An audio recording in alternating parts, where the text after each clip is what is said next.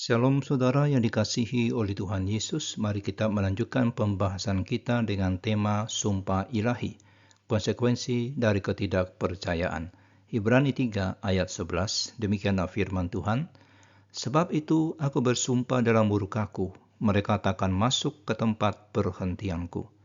Saudaraku, di pengadilan ada momen ketika hakim mengetukkan palu dan menjatuhkan hukuman. Ketukan itu menandakan finalitas keputusan telah dibuat. Hukuman dijatuhkan, kasus ditutup. Dalam Ibrani pasal 3 ayat 11 kita menemukan ketukan palu ilahi terhadap generasi yang tidak percaya. Ada batas bagi kesabaran Allah, dan Israel sudah melewati batas ini.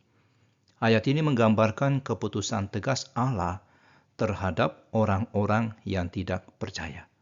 Seperti hakim yang mengetukkan palu, Allah menetapkan hukuman final bagi bangsa Israel yang terus-menerus tidak percaya selama perjalanan di padang gurun.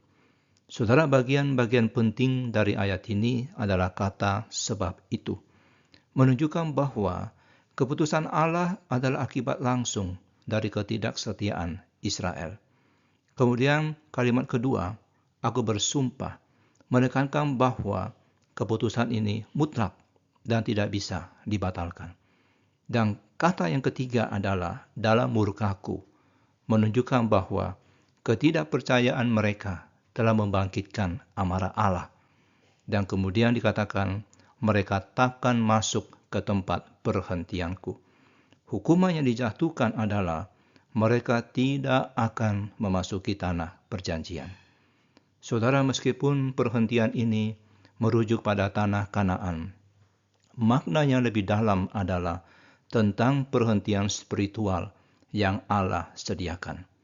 Penulis kitab Ibrani menggunakan contoh ini sebagai peringatan bagi orang-orang Kristen untuk tidak mengulangi kesalahan yang sama.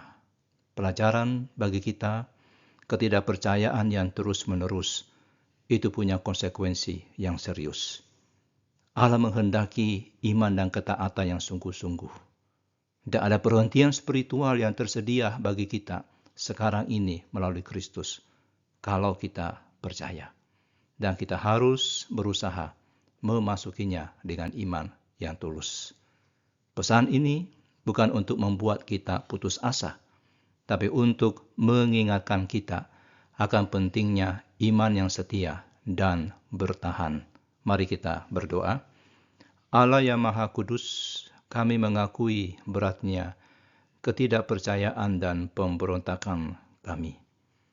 Kami gemetar di hadapan kesucian-Mu sambil memeluk kasih karunia-Mu. Jaga kami dari bahaya ketidakpercayaan yang terus-menerus. Berikan kami iman yang bertahan, yang membawa kami ke dalam perhentian-Mu. Saat kami merenungkan sumpah-Mu yang serius, kiranya kami dipenuhi dengan tekad untuk mengikuti-Mu dengan setia sampai akhir. Di dalam nama Tuhan Yesus kami berdoa. Amin.